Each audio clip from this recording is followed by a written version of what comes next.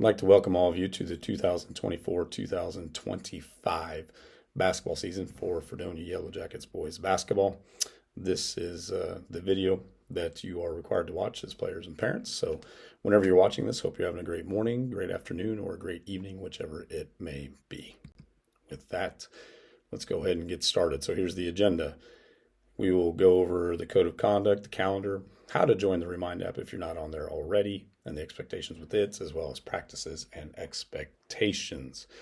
You'll see to the right where it says Pray for the Bear. That is our theme this year, and I'll get to that at the end of the video, so you kind of have an insight into that and why that was chosen this year, what we hope to develop by using that.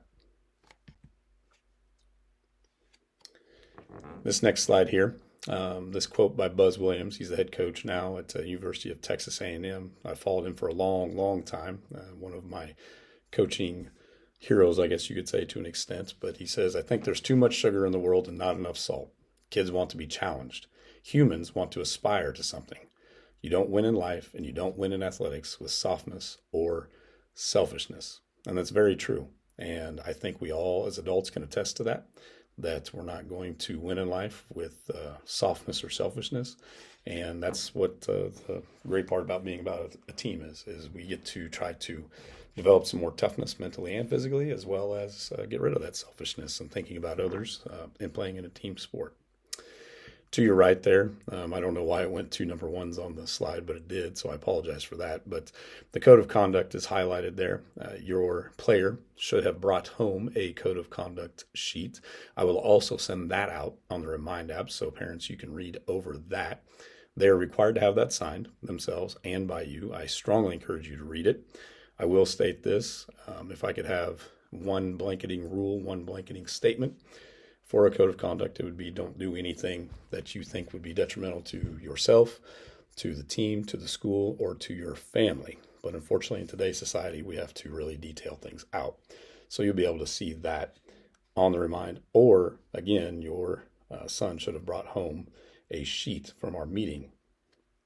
We'll also see where it says calendar on there. I will send that out as well, making a few revisions to it.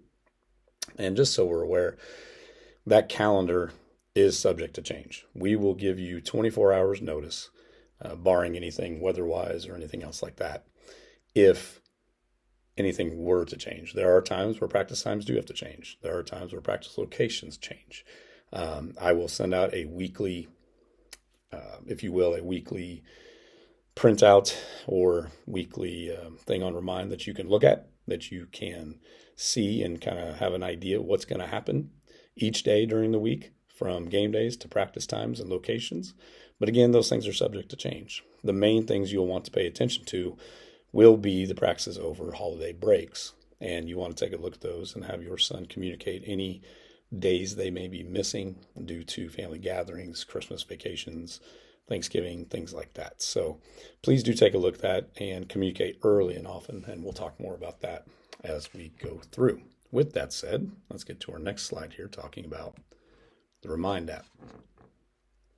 I like the Remind app. It's one of those that I can get quite a few people. It's not a text string, so when someone replies through the Remind app, it goes straight to me. It does not go to the entire group in that case. It's very useful. I can attach PDFs. I can attach documents that way, so parents, you can be able to see those as well, and not just your student.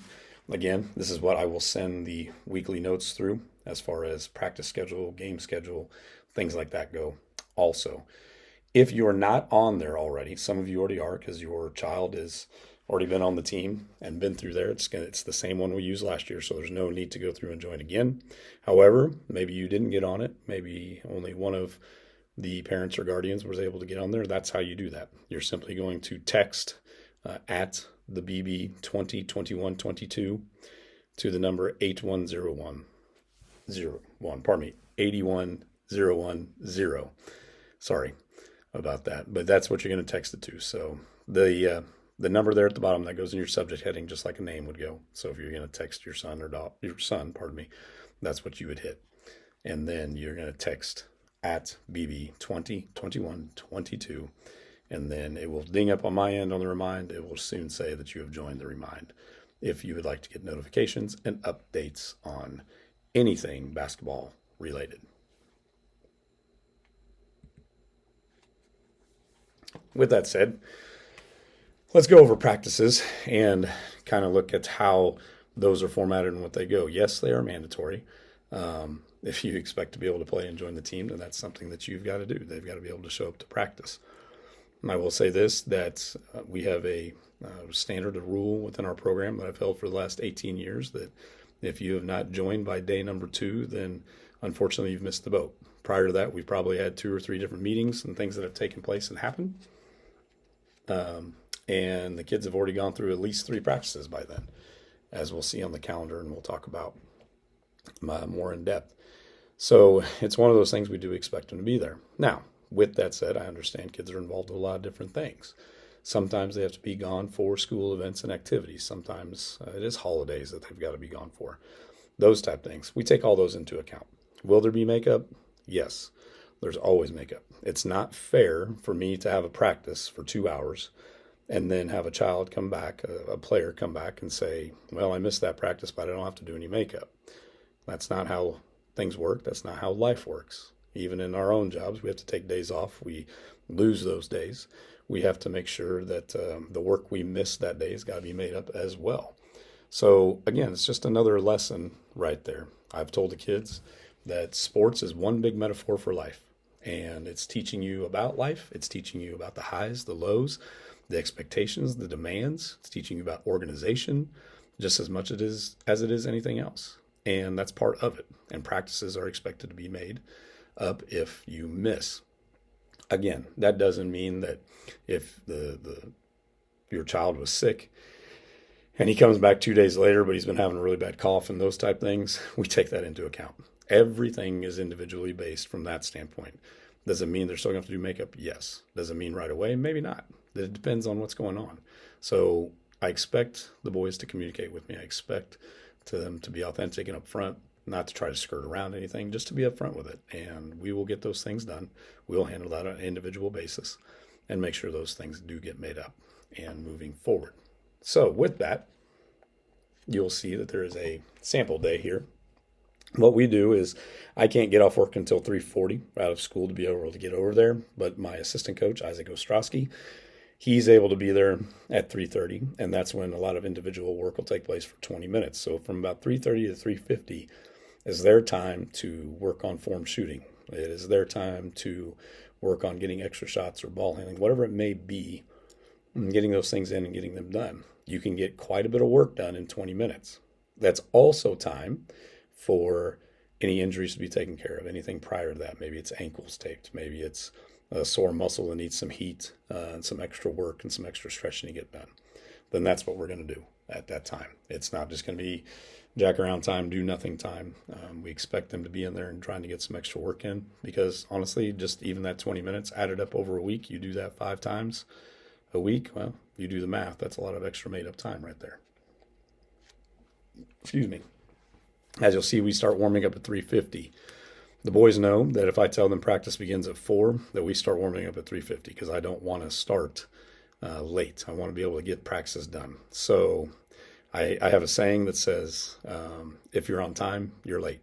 And again, this goes to teaching them good habits, trying to get them to understand that you want to be early to things. And yes, sometimes things happen. I get that.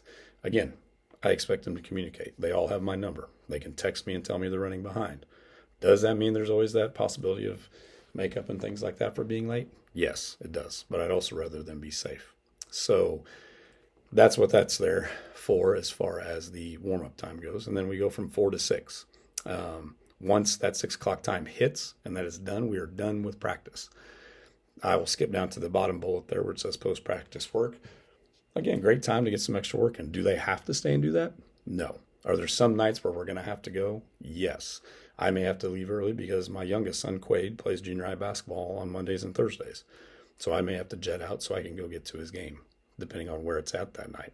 But Coach Ostrowski will be around. But sometimes he has things to go on because he has family at home he'd like to see as well. So most nights we're going to stay for 30 to 45 minutes, sometimes an hour, just depends. If they want to get extra work in, that's a great time to be able to do that. And we hope that they would take advantage of that. We don't make them. It's not a requirement, but sometimes it does help separate. And just that extra time can be a big, big thing as the season goes on and maybe help separate them from others. You'll see on there where it says Wisdom Wednesdays. The boys have really enjoyed this. This is something I started, I think, about 8, maybe 9 years ago. I'm not sure. I've been at it starting my 19th year now as a head coach, so things are starting to run together. But what they have to do with is sometimes nothing basketball related whatsoever. Many times it will be a lesson, something that I came across that I read, an article or something in a book that I've read that I feel like I could pass on to the boys that could be helpful to them. Maybe it is something we're going through. Maybe it's has to do with behavior or mental toughness or anything else like that in life that could come up. Because like I said, this is a big metaphor for life, and we're trying to prepare them for that. Are we trying to win? Sure. Are we going to have fun? Yes. But overall, we want to prepare them for the next step in their lives. So when they're done here in high school, they're as prepared as possible. And sports is a really big part of that. So Wisdom Wednesdays are fun. I think they really like it because practice ends about 30 minutes early, and then we spend about 20 to 30 minutes on these Wisdom Wednesdays. I think that's why they really enjoy them. But hopefully they've talked to you about some of that for you returners. For those who are just joining this year, I think you'll find them beneficial. I'd encourage you to talk to your child about that so that they know. The last note over there to the right where it says, what is your purpose when you practice? Do you practice just to practice, or do you practice to be great? And there is a big difference on those things. And sometimes people just want to go through the motions. My next slide has to do with the same thing there, where it says don't practice just to practice, practice to prepare, practice to be great, practice to dominate, to get better, to separate yourself. And I think the very last line right here is if you didn't practice with a purpose, then you wasted a day. And champions don't waste days. And that's what we don't want them to do. We don't want to waste days. We want to maximize everything. I like to say win the day. And what that means is we try to go 1-0 every day. But we break that down. We want to go 1-0. We want to have great pre-practice. We want to have a great warm-up so they're ready to go for a great practice. We want them to go 1-0 in each drill, 1-0 in free throws, 1-0, whatever it is we're doing.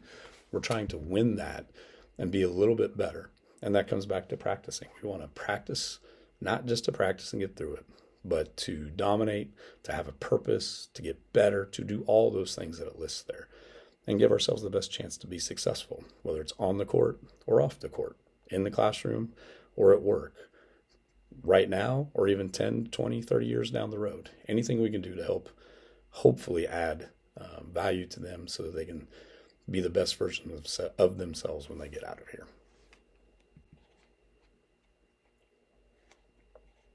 I like this next quote as well. You'll find that I do a thought of the day every day on practice plans, which you'll get if you sign up for the Remind. So you'll get all those. I don't separate that. You parents will be able to see exactly what's going on. Doesn't bother me one bit that you do. In fact, I think it helps keep you informed a little bit on some stuff. So this is a quote that I think is great. And I've lived by it for most of my life. I was not a great athlete. I was okay. I was mediocre. I just made the decision not to let somebody outwork me. And it says, there's always someone better than you. Whatever it is that you do for a living, chances are you will run into a situation in which you are not as talented as the person next to you. And that's when being a competitor can make a difference in your fortunes. And I think that goes back to those previous slides about practicing to be great, practicing to get better, and overall practicing with that purpose. That's what we're trying to teach the boys, is to compete. Doesn't mean you're going to be successful in everything. We know that. There's many times things just don't work out. There's going to be some games that, quite frankly, even though I don't like to lose, we're going to lose this year. But hopefully it wasn't because we didn't compete. Hopefully it wasn't because we got outworked. Hopefully it wasn't because we had bad attitudes. Hopefully it was just, that night they were just a little bit better than us. And we can learn from that. But if we can compete each time and we can compete in life, then things are going to be great. Toughness, I define it. I say I define it, but I steal everything. I have zero original thoughts of my own. But toughness is the ability to do the next thing right. You will hear me quite often. You'll hear Coach Ostrowski quite often on the sideline say, next play. The reason we say next play is, quite frankly, we can't do anything about the mistake that maybe we just made. It's in the past. We have to focus on the next right action, the next best action. And so that's where this toughness quote comes in. That's being able to do that. not slap your hands, not throw your hands up or arms up in the air, have a pouty face or anything else like that. I get it. I've been there. I've done that, but that doesn't help us out. So you'll hear us say next play quite often. And it comes back to this toughness quote here. Simply just the ability to do the next thing right. We do have some non-negotiables. There are things that I will be patient with, and there are things that, like I said on this list, are non-negotiables. Right there, we will be on time. As I stated earlier, early is on time is late. And I find that extremely very beneficial for everyone. Doesn't mean that things don't happen. If you leave early and you prepare early, give yourself enough time, then, sometimes when that flat tire happens or maybe something malfunctioned with the car, or anything else like that, well, you've at least given yourself some time. Also, if you're the person who arrives early all the time, then guess what? That means it's important to you. That means that what you are doing is developing good habits, and that it's important to you to be there early. It's important to you to be on time. It's important to you to show up and get a little bit ahead of everybody else. So that's one of our non-negotiables. We will be grateful. I think we've lost too much of this in society. We've not been grateful in the things that we do have. And we live in one of the greatest countries, if not the greatest country, period, because of the freedoms that we have. But we ought to be grateful for those things. We're going to thank teachers. We're going to thank coaches. We're going to thank staff, custodial staff. We're going to thank our parents. We're going to thank our grandparents. We're going to thank community members that come to games and support us. Anything else like that. And these are some topics and things that we talk about on those Wisdom Wednesdays as well, is we want to be grateful. If we ride a bus, we want to be thankful that we have that bus to be able to do it. So we're going to make sure trash is picked up and that it's just as clean, if not cleaner, than when we got there. When we go somewhere, we make sure that the locker rooms are cleaner than when we found them, and that they're better off condition than what we found them, because that's important to do, and we want to be grateful in those things. One other note I want to hit on that I don't necessarily have on the slide. Our program is led by our upperclassmen. It is not a program where the freshmen carry the dirty towels or jerseys or anything else like that. They're not the ones who carry the equipment. No, it's the seniors, it's the juniors, the ones that have been in the program.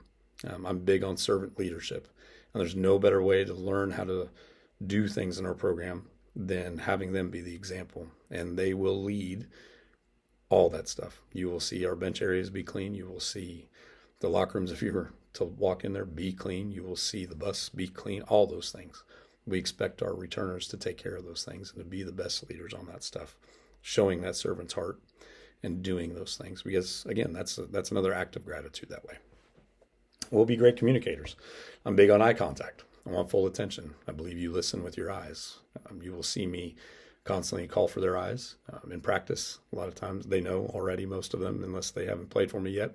If they're not making eye contact and I point at them, then they owe me 10 push-ups. That's something that they have to do, because I want to know that they're paying attention and they're locked in at all times on that stuff. We want their full attention, just as you would if you were talking to them. And unfortunately, that's another thing that's lost. That used to be one of those norm things that we did. So again, another thing we're trying to teach them as we go. And I don't like to leave any questions. I always like to be open and honest with stuff. Sometimes that means we have to have some tough conversations. At times that means we have to sit down and I have to tell them the truth, and the truth is hard to hear at times. They may not always agree with it, and that's okay. I don't expect everybody to agree with everything I do, and that's all right. I do expect them to respect the decisions made. I will tell you this, that it's a lot easier to sit up in the stands or sit and watch a game and say what you should have done or what the coach should have done there or the player should have done there. But you're also not in practice every day. You're not the one making the decisions and doing those things every day. They are tough. They are hard to do. But I will always be open and honest and communicate.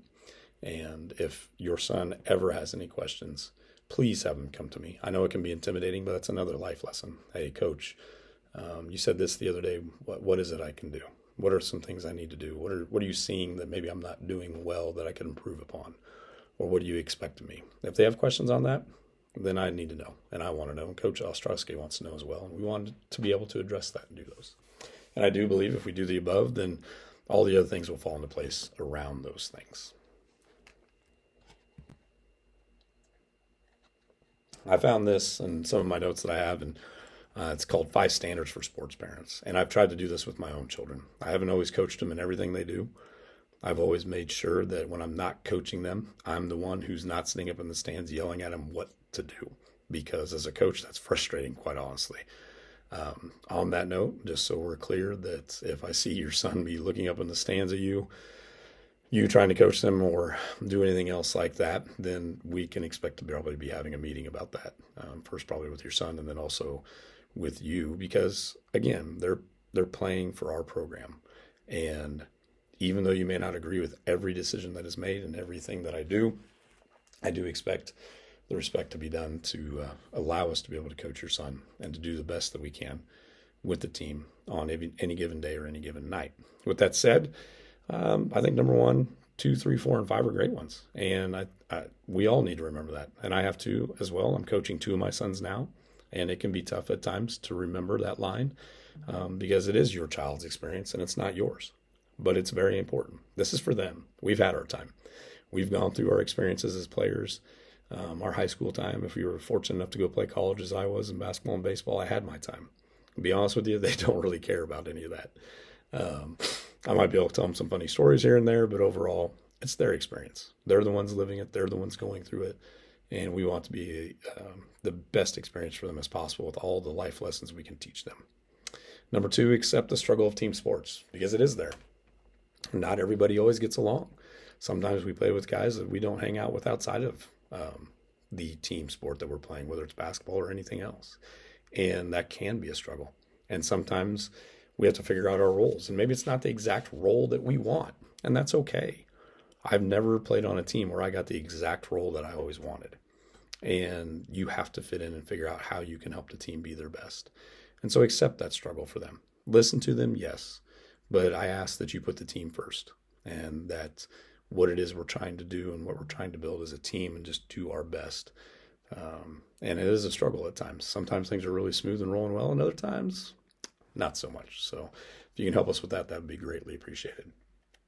Number 3, don't ruin the car ride home. This is one where I had to learn this a little bit the hard way with my oldest son at times, that I don't just jump in the car and all of a sudden I want to critique their game, or I want to tell them what they did wrong or anything else like that. What I have found is, even as their coach, that once we are out of the locker room and once things are, we're going home, whether it's together or I meet them at home, if they want to talk about the game, then we talk about it.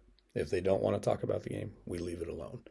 If there's something I want to point out to them, maybe I will say, hey, Eli, Camden, Quaid, can I give you a pointer here? Can I talk to you about something that I saw that might help?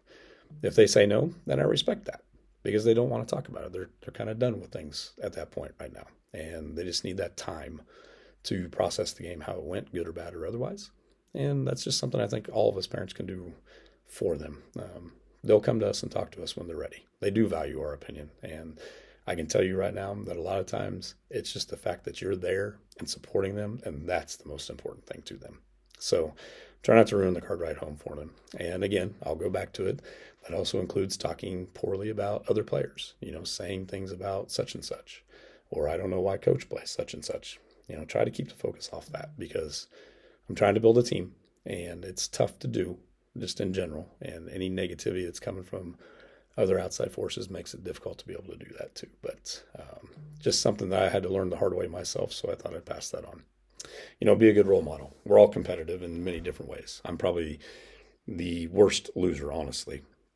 I've gotten better at holding it in, but even me as a coach, I've got to do a good job. I've got to pick and choose my times and watch my body language and things that I do and things that I say. And I'm still learning that. Even after 18 years of doing this as a head coach, there's still a lot of stuff I have to learn yet.